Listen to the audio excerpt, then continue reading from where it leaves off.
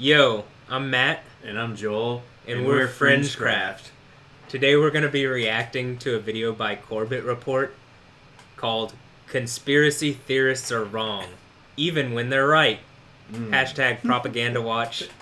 And the idea of this video is that even when a conspiracy theorist is right about a conspiracy theory, they're reported as being wrong or written off by traditional media sources.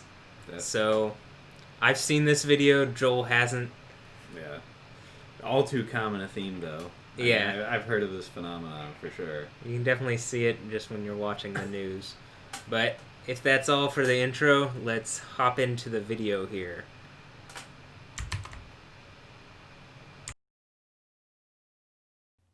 Welcome back, friends. James Corbett here, CorbettReport.com.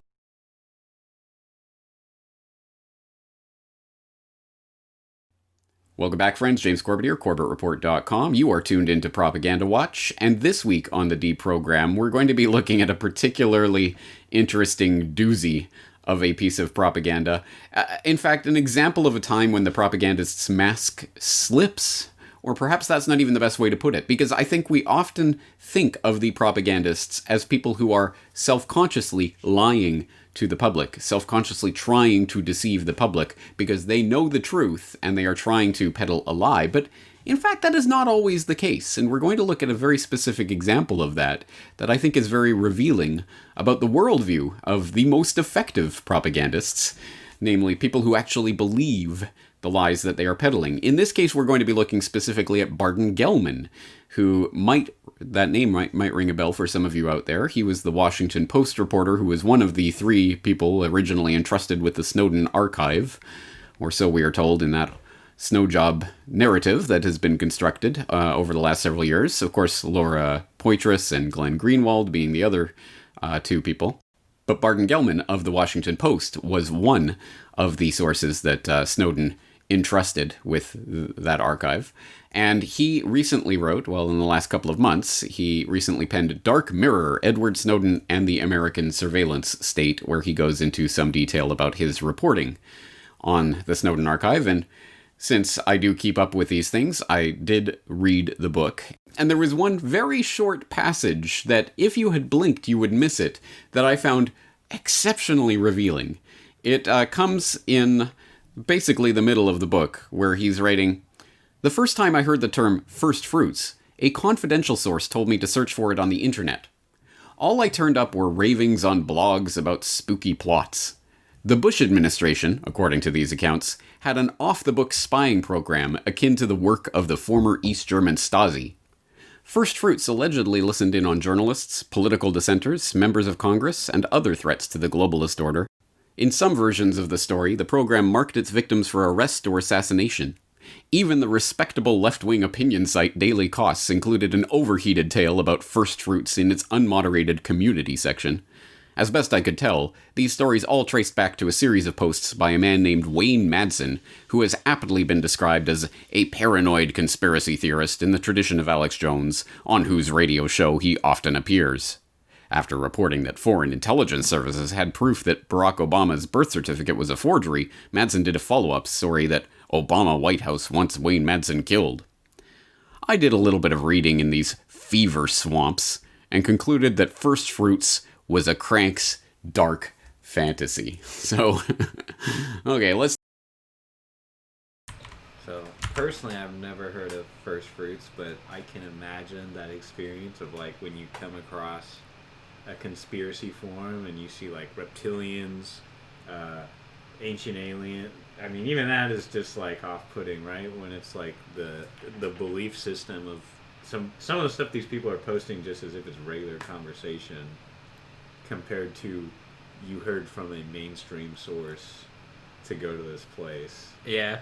And then, you know, what are your beliefs going to be like? I mean, I can already say, like, personally, I don't believe Obama's birth certificate was forged. So, sometimes they might have truth with their, stuff that they're getting wrong. But generally, if they get a truth that is, like, pretty powerful, and they have it way before the traditional media, and they cover it accurately, it's still a truth. It's not like they're completely wrong about everything.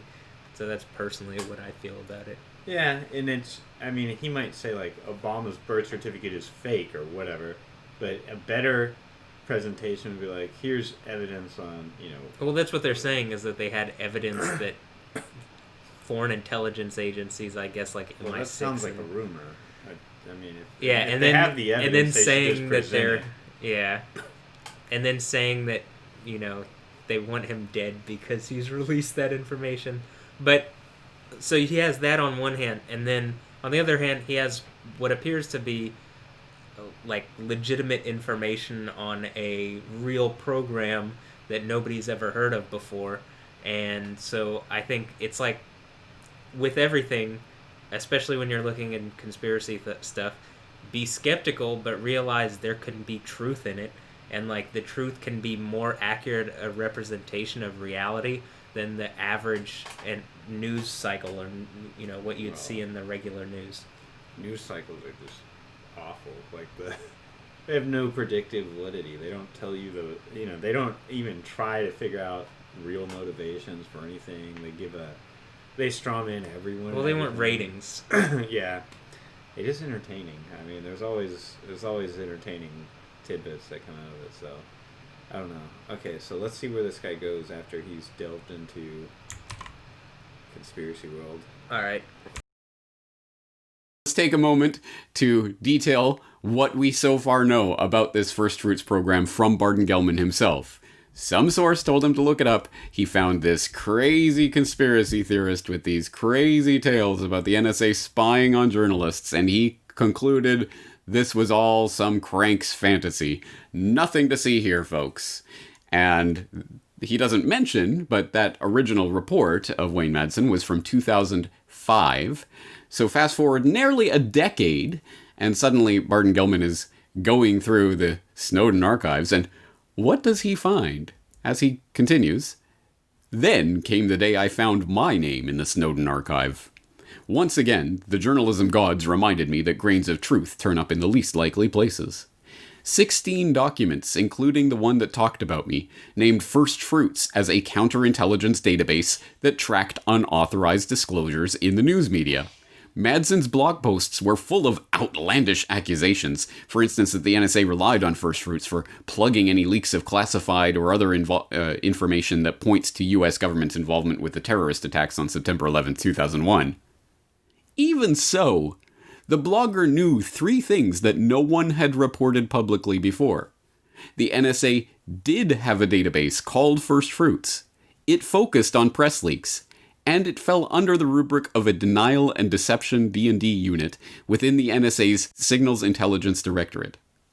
Okay, so let's stop for a moment to consider what has just happened in that past paragraph. So this crazy fever swamp conspiracy theorist and raving lunatic had the name, the right hierarchy, where it fits in the NSA hierarchy, and what it actually did, what it focused on, had all of those details a decade before this intelligence analyst for the Washington Post, who's this hailed Pulitzer Prize-winning journalist who has done all this great work on all of these important national security stories.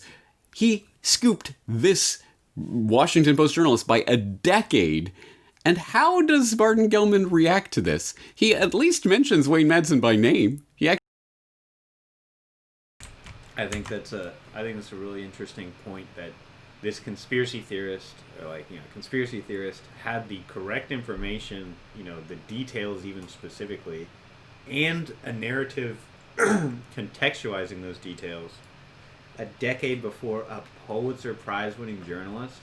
So that's just to tell you, and that's considered a daring journalist, right? Yeah. And he's so far behind the blazing trail that if you're behind him, you don't know anything.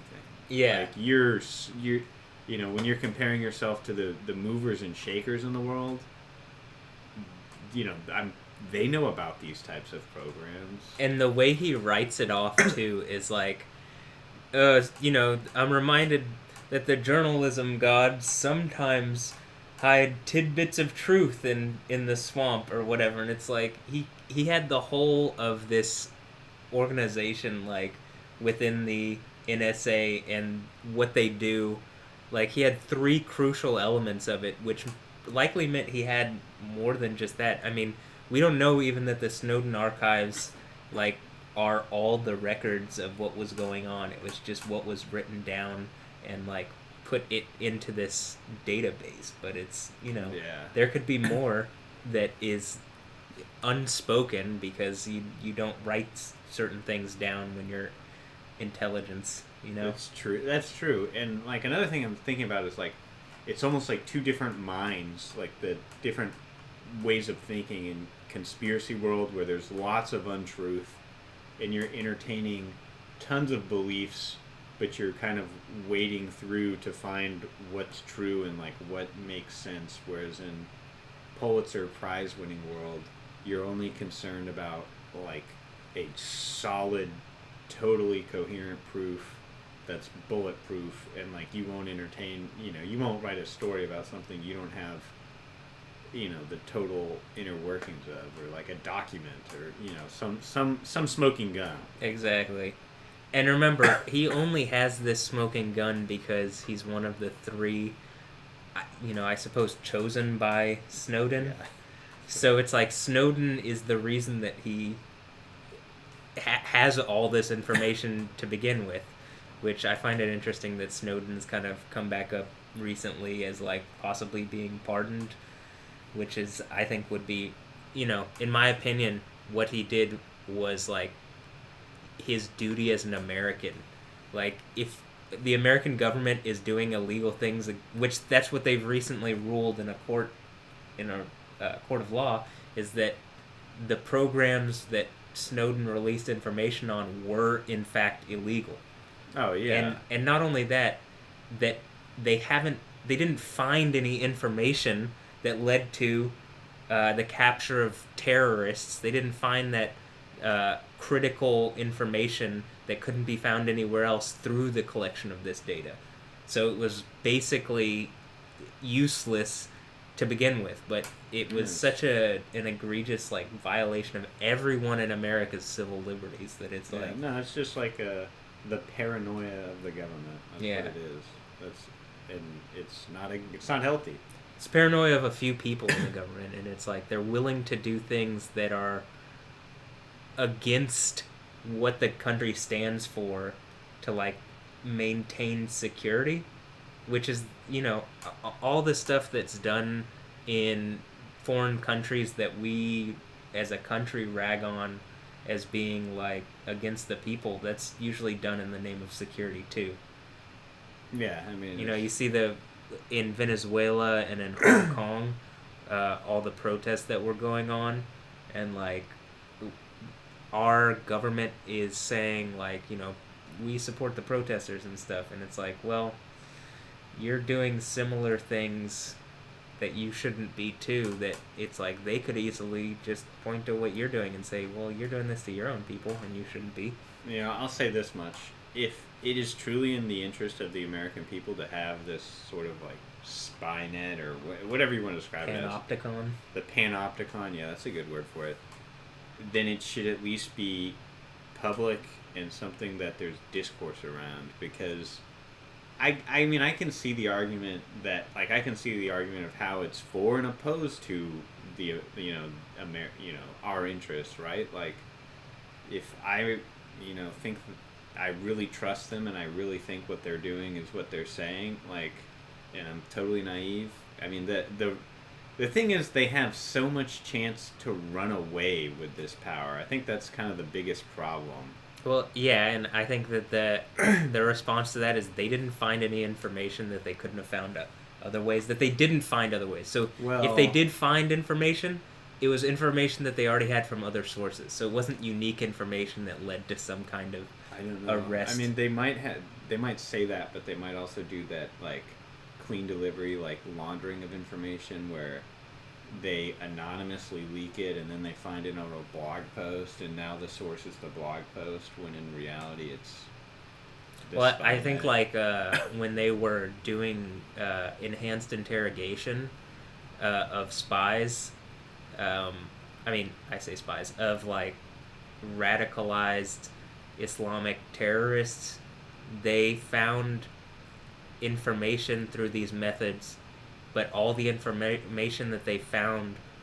was either bad or it wasn't unique. Like it was stuff that they'd already found in other places or had already been given, and these people were repeating things that they already knew in order to not be tortured some more. So, from my understanding, it didn't actually lead to anything new, like, and it didn't thwart any plots, and it was, I believe, a court has found that it wasn't useful. Like they just tortured these people, and they didn't get any real, unique information out of them. Actionable intelligence. Yeah, I mean, I didn't even know Snowden had leaked stuff on torture. I thought most of it was about the Five Eyes and. Yeah, but I'm just bringing up that like similar to how with his program there might be like it didn't find any news sources. With enhanced interrogation, it's a similar concept where a court found they didn't find anything like internal CIA documents found they didn't find anything new. And like the Senate committee that reviewed the program somehow got a hold of those CIA documents. Oh, I see. And they but both they still aligned saying... they still want to keep that program going just because of... Well, the CIA did. The Senate committee didn't. Yeah. And so they... eventually, the CIA, I think, admitted that they didn't find anything, but it took years and years and years. And then they don't do it anymore because of that. Yeah, and think about, like, if you're high up in the CIA, you can run away with that technology. Like, you can, there's people who can find ways to run away with that technology that, and not be beholden to what, even the CIA is, beholden to or whatever their internal checks are. I mean, they could try, but that was literally what Snowden happened was did, the right? Senate did it. Yeah. Snowden did it, and something else I wanted to chime in on, I know we got to get back to this video in a second, but since he mentioned Snowden is such a weird instance of a leaker even, because he got a lot of... First off, he got covered by, the three people he leaked to, but he got a lot of mainstream press coverage, and when you compare him to the Google leaker who was just recently, he leaked a lot of very interesting stuff if you read the Google leaks, and he got no press coverage pretty much at all, and no one talked about the information that came out of it, which talked about controlled searches and Google's own ability to alter what information is put in front of you. And it's weird. I mean, it's definitely, after I've read it, I started to notice, even browsing YouTube, when I'm on a controlled search. But it's just interesting that Snowden got all this mainstream coverage, but you see other leakers who leak things that are honestly, the same level of vital information get no coverage at all. It's just very suspicious. Though one is a government organization doing violating civil rights, and the other is a large corporation that is making questionable decisions, but it's not technically a violation of any civil rights. It's just they're not living up to the standard of do no evil. Yeah, they I guess there's a higher standard. And to them, they maybe even believe they aren't doing evil. That by preventing people from seeing fringe topics, they're preventing this mindset of people questioning authority. Yeah, I guess that is a point, though. I mean, I guess... Which is strange. It used to be that liberal and progressive people questioned authority, and now it's they fall in line with it way more. And then you see conservatives who used to not question authority. They're the ones that are all questioning authority. It was like a flip. That's what I was always saying about the COVID pandemic is before it left China and everything, the only people that I heard talking about COVID being going to be that it was going to be an issue were right-wing fringe conspiracy theorists. And then as it stopped and went the complete opposite direction. It was like, That's true. like the Oh, no, left it's not then real. took it up, and the right's like, no, It's no, fake. it's a It's not fake real. virus, and it's like, it kind of exposes something in people, like we want to be opposite Yeah, something. you want to be contrarian, man. Yeah, That's what I'm about. What are you about? I'm about finding the truth. I'm not about that. Okay, anyway, let's move on and I guess finish this video. 8 minutes. He actually at least credits him with having broken the story, so I guess there's that. But the fact that he even brings this story up, to me, indicates that Barton Gellman doesn't even realize how much of his own propaganda swill he has imbibed over the years. That anything that mentions, anything from these internet theory sites that aren't the respectable left-wing opinion sites like Daily Cause, anything that comes from that is just automatically stupid and wrong, and don't bother even looking into that. It's just complete crank nonsense. But actually, it was completely right. So, of course, he does try to mitigate that in a couple of ways. I mean, first of all, the only tiniest glimmer of the idea that Gellman engaged in any sort of internal conflict or any sort of engagement with this idea that he, in fact, had been completely, insanely, spectacularly wrong in dismissing this First Fruits program comes in that sentence. Once again, the journalism gods reminded me that grains of truth turn up in the least likely places.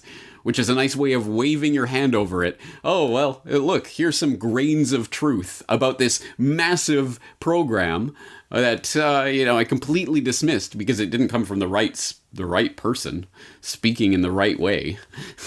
But the journalism gods have reminded me that truth sometimes pops up in these strange places, which is a nice way of waving your hand over the whole thing. And then, of course, he goes on to say that, well, Madsen can't be relied on because he attached all these crazy claims to this story, like the NSA used First Fruits to plug any leaks of classified information pointing to US government involvement with the terror attacks on 9/11. But wait, didn't Gellman just admit that he didn't even know the existence or acknowledge the existence of this program that was reported a decade before he ever countenanced its existence, really simply because he didn't believe Madsen? He's a crazy conspiracy theorist, so I'm not going to look into this. I'm not going to bother reporting it with my inside sources in the intelligence community that he likes to brag about throughout the entire rest of this book. But on this particular case, I'm not even going to bother to look into that because it can't be true, because I don't believe it. And that goes to the heart of what this is about, ultimately. This is about belief, about worldview, and this is what you get from these mainstream, respectable journalists. In fact, it's what you get from every form of journalist, of course, as I've talked about before, the myth of journalistic objectivity. But Gellman rides on that cloud of objectivity. He has the objective viewpoint, although he sometimes, gets it a little bit wrong. He misses a story like First Fruits, but don't think too deeply about that. And when he says that there's nothing to that U.S. government involvement in 9/11 thing, you better believe him, because he's a respectable Pulitzer Prize-winning journalist. Well, anyway, I think it's funny how he outs himself, essentially, in just those couple of pages. And he does go on and talk a little bit more about First Fruits, but not much. And that's, again, it's sort of this moment of zen that's plopped right there in the center of his narrative that I thought was worth highlighting. Now, if you want to actually see the actual reporting that Wayne Madsen was doing a decade before Gellman ever even laid eyes on Snowden's documents, I will point you to NSA spied on its own employees, other U.S. intelligence personnel, journalists, and members of Congress, that was posted up to Global Research in December of 2005 by Wayne Madsen. And that report starts by talking about how NSA spied on its own employees, other U.S. intelligence personnel, and their journalist and congressional contacts. Wayne Madsen report has learned that the National Security Agency, on the orders of the Bush administration, eavesdropped on the private conversations and email of its own employees, employees of other U.S. intelligence agencies, including the CIA and DIA, and their contacts in the media, Congress, and oversight agencies and offices. And it goes on in some degree of detail about the program, how it's set up, how it was commissioned, what it's used for, etc. Again, a lot of which was proven startlingly accurate a decade later, right? In fact, there was a follow-up in 2016 from the Wayne Madsen report directly. Newly released Snowden disclosures verify NSA's first fruit database, where he talks about some of the documents that basically confirm his original reporting. And at the end of that article, he writes, at the time of Wayne Madsen Report's report in 2005, a number of journalists scoffed at the notion that NSA would be keeping tabs on journalists, and even questioned whether First Fruit was a mere invention. But once again, Wayne Madsen Report's initial and follow-on reports about First Fruit have borne fruit, albeit 10 years later, and the doubters about the existence of such a system can now dine on their ample servings of crow. Well, I guess Gelman has dined on crow in his own book about this subject, although did he really? I mean, he hand waves over the entire thing, and if you blinked it, you would have missed it while reading through his book, because it really only takes up a page in a very voluminous account. So it is interesting. It is certainly a moment of zen, as I say, in the midst of that Snowden narrative that Gelman is attempting to write there. And I think it does say something important about propaganda and how it best functions through establishment media mouthpieces is not that they have to hire liars who will knowingly know the truth but then go out and lie and propagandize for the lies and put those in front of the public as self-conscious lies. No, the most effective propagandists are people like Gelman, who, really, deep down, really believe this propaganda construct that they are pushing out to others. That here is the intelligence agencies, and I know what I know, and I also know what I don't know about what's going on behind that veil. And, oh, wait, I was completely, terribly, 100% wrong for dismissing this extremely important scoop for a decade. But don't think about that, don't worry, I've got it now. And now I know exactly what that program was about, and I know exactly the limits of my knowledge of it, and I know exactly what claims are completely outlandish, and I can continue to preach from my cloud of objectivity exactly what you should and shouldn't believe about stories like this, because I have it right.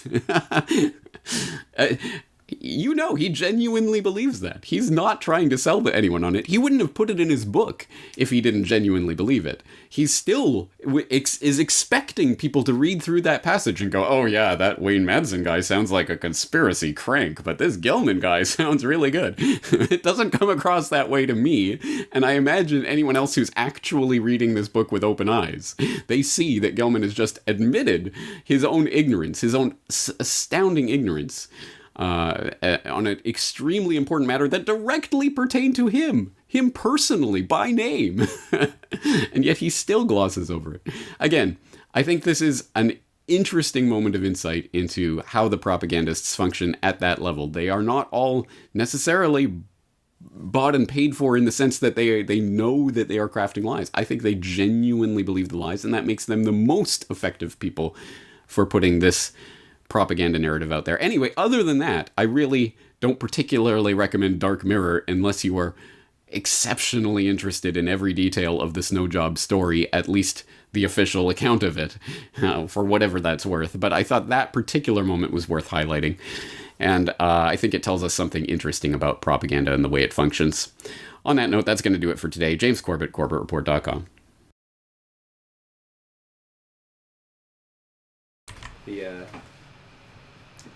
So is the mics are on?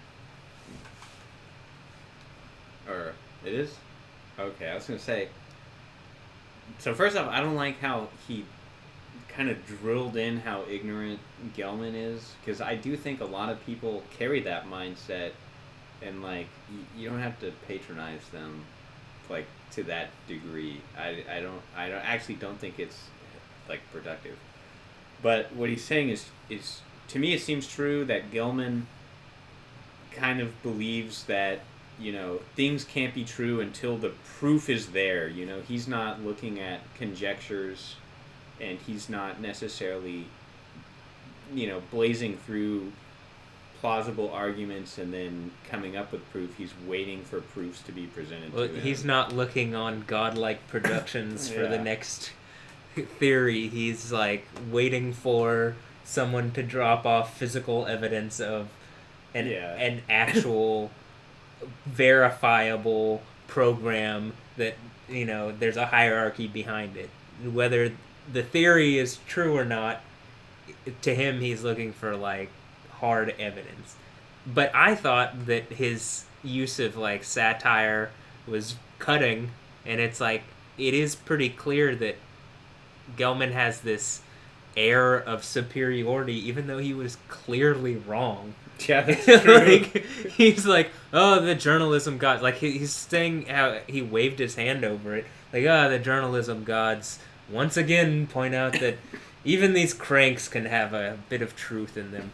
And it's like, it seems to be more than a bit of truth. It seems to be like he was the one who actually had the scoop, and you wrote him off for a long time until there was hard evidence that you couldn't avoid anymore. Yeah, and, like, to make it compare, like, I think about what you're saying, and, like, I contextualize things sometimes in terms of math, because it's kind of a similar thing where it's, like, it's a search for truth, but it's in this, like, sterile world, so to speak. It's not as interesting, so to speak, as, the narratives that are in the news or that, that are being reported on.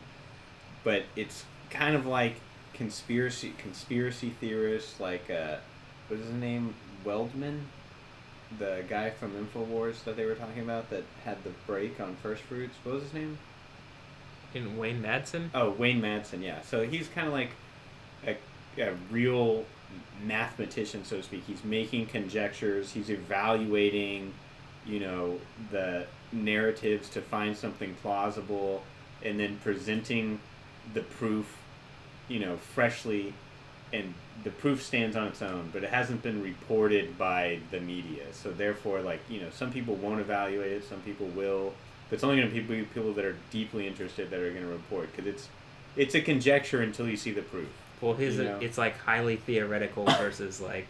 Yeah, and then when you look at what the mainstream reports, it's like, it's confirmed theory. Yeah, it's like so processed down, it's like classroom level. It's not even confirmed theory, it's like some confirmed theory that they chose to present, and not even where it really comes from. Because I'm sure he says, first fruit was confirmed by Snowden. That's what he's probably saying, even though he knows it was confirmed by Wayne Madsen. So it's like a... Well, it was first brought to light by Wayne Madsen, but it was confirmed by Snowden. I mean, I'm sure Wayne Madsen had some sort of proof. Maybe, yeah. Because I'm sure he knows a lot of stuff that he doesn't have proof on, that he would maybe withhold from... He could also be wrong about certain things, but that I think that means you don't discount him all the time. You, like, give thought to what he's saying, and then you weigh it, and you draw up worldviews around that. You draw up reality tunnels. Like, by the way, if you can't tell, Joel is a math major, or was a math major. I studied math. So, other than that, I thought the video was great. I've seen it before, but I thought you would enjoy, like, it's clearly an example of, like, 10 years down the road, the conspiracy theorist is proved right, and he's still written off. Yeah, he's still the crank. Yeah, exactly. We can't let that guy gain in status because it hurts our egos. Yeah. That's really the case. I need my Pulitzer Prize to fuel... That's how I'm qualified in journalism. Exactly. Someone gave me a prize. And it's like Wayne Madsen's prize was the truth.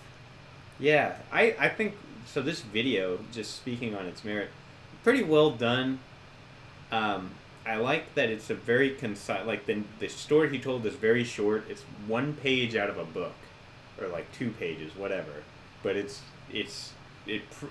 self-affirming. Like, here's the conspiracy theorist, right? Here's him being written off. Yeah, and it's obvious, like, that's the narrative that is being portrayed, not like, he was right and I was wrong, and I'm gonna look more into what he says. It's like, no, I'm not even gonna question my previously held beliefs. Even though I was wrong, I'm still right. I'll at least say this much: like Wayne Madsen or like internet conspiracy theorists who know how to fish through the shitstorm of information on the internet. That is at least a valuable skill. And in someone like Geldman's situation, the natural instinct would be like, okay, this intrigues me that this person was able to see, had this kind of clairvoyance at this early time. How do I gain that skill? And I think this is something that should be taught. Like, it should be taught just as much as any other, school topic, because it's important to be able to, separate realistic motives from what you're being told motives are, or, to see underneath stories. Well, I don't think, we can have our whole worldview framed by a few media organizations, whether they're on the right or the left or supposedly in the center. Or they're aliens or whatever. Yeah, or whatever. They might be at this point. I don't even know anymore. But that's really all I have to say about it. It does feel good to see, the conspiracy theorist was correct and mainstream media was wrong. Even though he still gets written off. It feels good. All right, guys. Thanks for watching. Make sure to like and subscribe to the video, and we'll leave a link in the description to this Corbett Report video. Yeah. So smash that like button and subscribe, and be ready for more videos coming soon. Hope you've enjoyed. We've been FringeCraft. All right. Bye, guys.